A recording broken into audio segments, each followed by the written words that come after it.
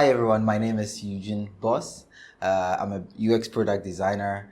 I craft exceptional experiences for companies and I also mentor individuals, both UX focused and career.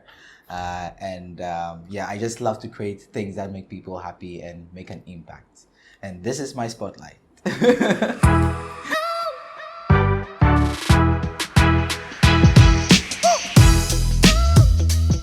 First question. Yeah.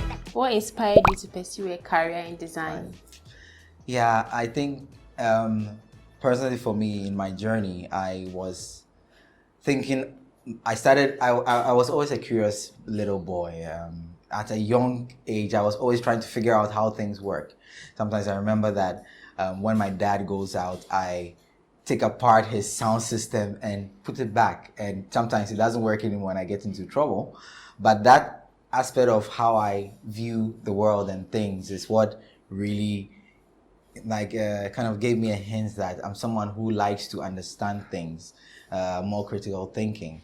So growing up, I didn't have a lot of opportunities to even have computers to play with. But I think that when I found a job, I started exploring that side of how can I use technology to make people's life better. And I think that's where I started moving into design because I started teaching more from a creative point of view to students on how to think creatively, how to think out of the box, how to view things and bring different elements together to make a complete thing. And that's what I did. And I think that inspired me to do more with what with design, as in I don't just want to design visuals, I want to actually create things that people would use in their daily lives. And I think that is the why behind the reason why I moved into product design in the first place. Okay. What is your ultimate career goal in design and how do you plan to achieve it? My ultimate career goal in design and how I want to achieve it. Well, I'm in the process of achieving it, and my ultimate career goal is that we as designers we create the space for people to feel, for everyone to feel safe to be themselves, and also to help them, as in really help them, and not just help because we as designers want to make money. But if there is a problem that we see, we use our skills as designers to solve it. So design with heart. That's kind of how I envision things. And personally for me, my ultimate goal is that people would find ways and use tools to design, not because of just how it looks, but how it will feel, how it would function, how it will serve a bigger purpose than just designing for money. So for me, I think that I want to walk that path to inspire people to view things that way and approach the design that way.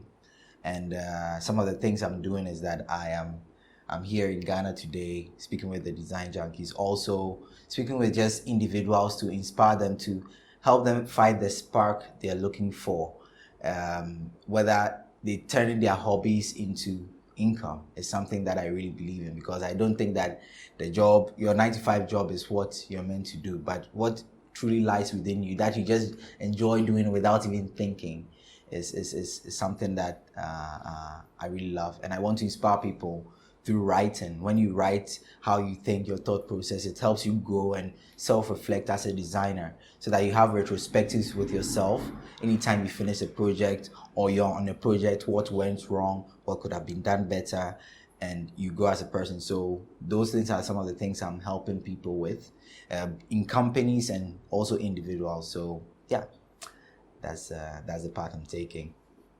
What are some of your hobbies or interests outside design? Hobbies, interests outside design. Well, I love music. I really love music, and I think that for me, music just serves as a way to just zone into a different world and be creative. And I think that my hobby is music. And aside from design, I just listen to music and dance. I'm not like the perfect Azonto dance or anything, but I just love to move. And I think back in Holland, I go out with my girl a lot. We go out dancing. I also go out with friends and just dance. So I love to dance. Would you like to give us a freestyle? No, I don't think so. I wasn't prepared for it, so maybe next time. I'll be opening a TikTok channel, so maybe that will be my hobby channel and stuff. So you see me dance and everything there. Okay. How do you balance your personal life and your career in design? Oh yeah, that is it's an ongoing challenge, but I think that also being open with whoever you are with in your personal life on the challenges you're facing whilst being an entrepreneur or in a career, because sometimes I just get so tunnel vision in a project that I sometimes forget the people around me, but then also it's about feedback and receiving feedback. You get to know that sometimes you need to break and not just get too focused on a project, but you also need to find a balance, because you can't be so much into a project and get lost and realize that you're not even taking care of the people around you or even giving attention to them, right? So I think that balancing is this thing is a balancing act that needs to keep going, and you shouldn't be too hard on yourself if you make mistakes when it comes to balance, but just keep learning and finding the balance and being open with the people around you that, hey, I'm struggling with this right now, or I need more time, or I don't know how to manage my time, so can you help? So it's all about being open with your work and people around you that truly supports you, helping you find that balance as well. I think that helps. Yeah. What is the most interesting project you have worked on as a designer, and why? Interesting projects. I've worked on a lot of projects and I find them all interesting, but I find one simple project. I'll call it simple, but it involved a lot of stakeholder management. Whilst working at Schiphol, I created a discount voucher component that that just brought about so much engagement and download ratio. But the business came to me with an opportunity, and they had a certain approach they wanted to see.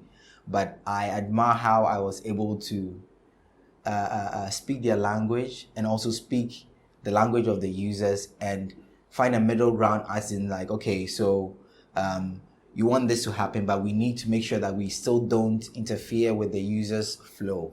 And the business was like, yeah, but if we are giving you a 5% discount, then we need to make sure that you see it.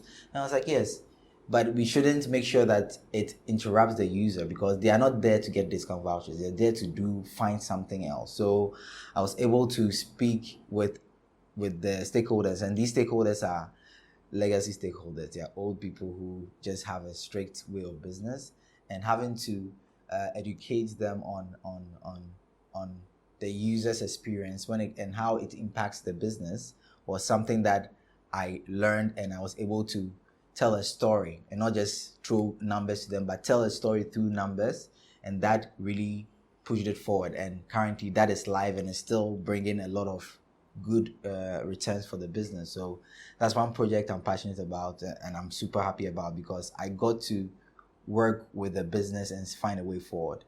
Yeah. What is the most challenging projects you have worked on as a designer, and how did you overcome the challenge? Yeah, this was in Adidas. So I was leading a back end team. So this team, they weren't a consumer facing team. They support the SEO specialist on a platform, and this platform was built by Adidas. So it was called Adi SEO, and this platform, it has so much technicality that even as a UX designer, I was struggling to understand no index rules and taxonomies and everything. So it went really technical, and that was challenging for me.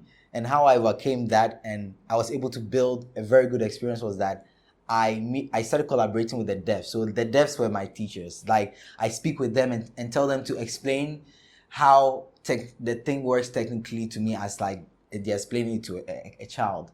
And funny enough, like, these devs were from different countries, like so many different countries, and they all had made time to actually help me understand. And because they did that, I was able to understand how to create an experience that would serve our stakeholders, which they were the SEO managers. So I think that really helped. And it was difficult because of the technical bit, but also it just helped me realize that when you collaborate and you're open that you don't know something, people would run to help you. And I think that's something I took away from that project. Yeah. Can you share a funny or embarrassing design related story with us? Yeah. Funny embarrassing design, like, well, like I still, you told me earlier, but I'm still thinking of it because, oh yeah, it was embarrassing, not funny. Um, I was on a business, like I was on a meeting. I was working in Adidas then. Yeah, I was on a meeting, and it was a conference actually. So a lot of people were joining in. Their cameras were turned off, and I actually opened the Zoom meeting in my browser. But the Zoom meeting also opened as an app on my laptop. So not knowing that I was live from my browser and also live from the app on my laptop. And on my laptop app, I was muted. I was muted on my laptop app, but I wasn't muted on the web browser. So like, and I was sitting in my living room, my kid was playing, like my girl were talking, but it was a serious talk too. So, it was so embarrassing because I was having the conversation and people in the call were reacting like I could see people's faces were changing when I was talking about certain things, and I didn't understand how come they were having these facial expressions whilst I was talking about something serious with my wife. So someone just said that someone is having a very serious conversation and you should be on mute right now. And I didn't know it was me. So later on, someone messaged me and was like, "Hey, do you know you are not muted?" I was like, "But I'm muted." I looked at the laptop and I was muted. But then I realized that the browser was open and it was so embarrassing. I just closed it and I just turned off my video, and it was I felt so embarrassed because yeah, I was talking shit about some people in the call. So yes, that was, yeah, it's good. I now remember it was so embarrassing, but I apologized later on saying that I was just like working from home is not easy, and if you have a lot of things going on, it's difficult to keep an eye on all these things. So everyone just said they understand and it went away. But that was really embarrassing. They took your apology, you're sure? I think so. I'm not working there anymore, so maybe someone had an issue. So, what advice would you give to someone who is just starting out in the field of design? Yeah, this is something, a conversation I had with some friends yesterday. And whilst talking to them, I realized that people focus so much on tools that I'm going to learn Figma and I'm going to be the best UX designer. But it's not really on the tools you use to create the designs. It's about the frameworks you use. So for example, if you are working on a project that they've done so much interviews, so you already have qualitative data, but you don't have quantitative. So sometimes when you see a project and you do a gap analysis of what you need, the information you need, then you should focus more on the theory and the framework. So I think my advice to people wanting to start design is that don't get scared by the tools. Rather focus on the craft. And craft as in, how do you data analysis? How do you read the data? How do you interpret the data to make meaning to people who don't understand data? So it's more learn theories and learn how to use frameworks. For example, I love using the Lean UX canvas.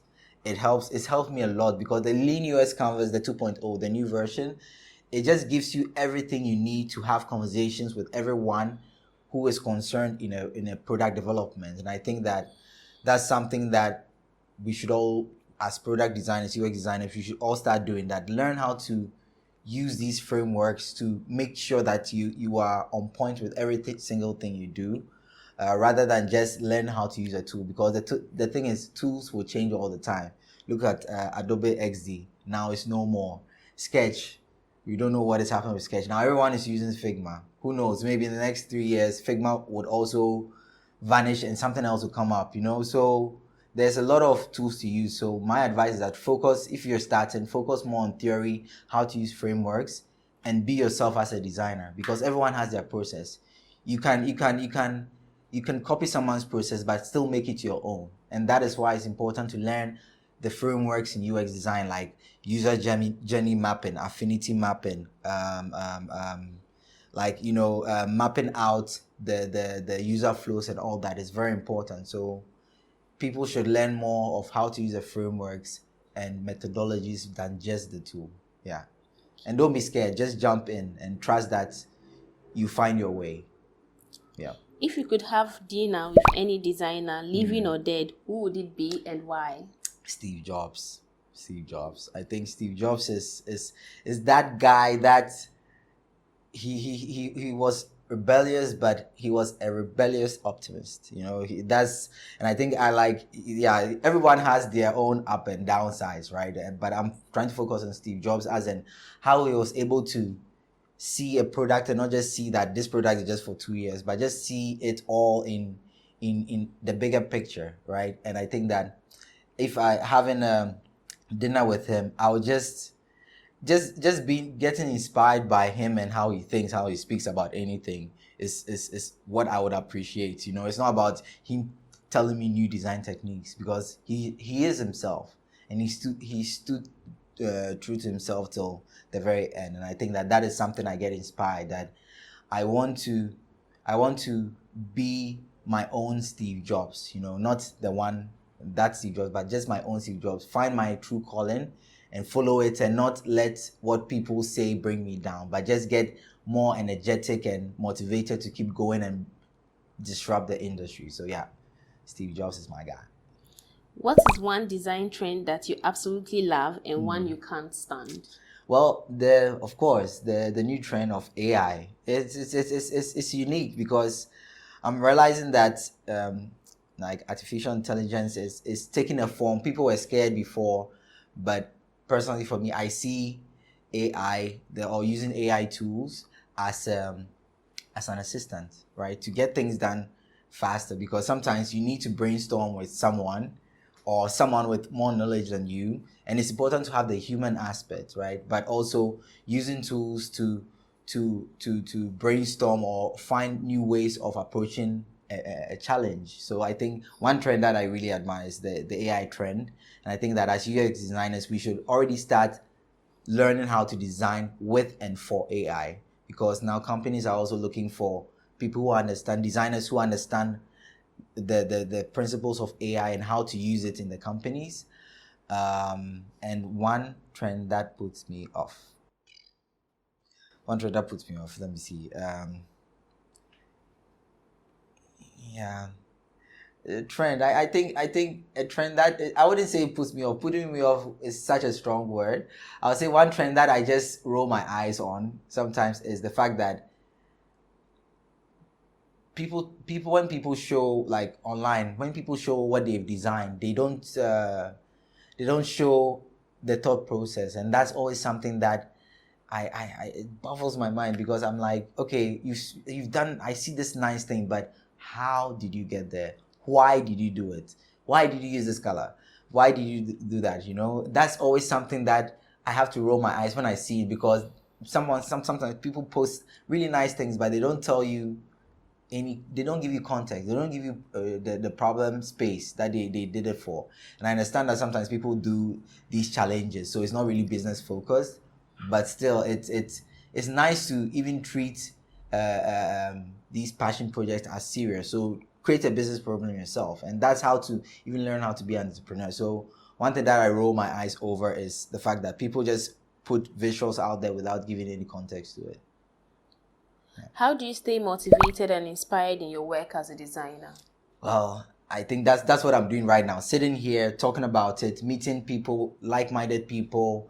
It just sparks this sense of belonging, and you get to know that you're not alone. So then you still keep going and not give up when you hit a wall, because the thing is, every designer has experienced something another designer is going through currently. So there's nothing new under the sun. So you shouldn't think you're alone, or this is new and that I can't do this on my own. Just accept that you're in a community of designers that are open to support, and you just need to ask for help. So for me, that is what inspires me, being there for people who need help with their career in design, or me sharing my story would inspire them when they are at a roadblock or crossroads or something. So that's something I do. If you weren't a designer, what other career path would you choose and why? I think my wife says I would have been a good detective because I'm just very good with analytics. I can analyze things and just put out tests. That's just the way I am sometimes, and I'm very good with faces. So I remembered a lot of things. So I think I would have been a good detective. And as a kid, I think I was someone who I would have loved to be an architect. So it was either a detective or being an architect. Well, I think I'll go for detective because it's just nice to solve crimes and think how other people think. It's just all, and clearly I'm a UX designer, so I'm always like putting myself in people's shoes, and I think detectives also do that sometimes. So yeah. What is that one thing that your followers may be surprised to learn about you? I think this is something that I don't talk about it much because I don't think it's a big deal. Maybe not in Ghana, but anytime I tell people that I'm actually a prince from Ghana, they like in Europe, they're like, when you tell them, "Oh, you're a prince, oh my god," like they see prince to be like coming to America, if you, yeah. But I tell them that, yeah, being a prince in Ghana is not what you think. It's just like some small village that they do all these traditional things, but not, you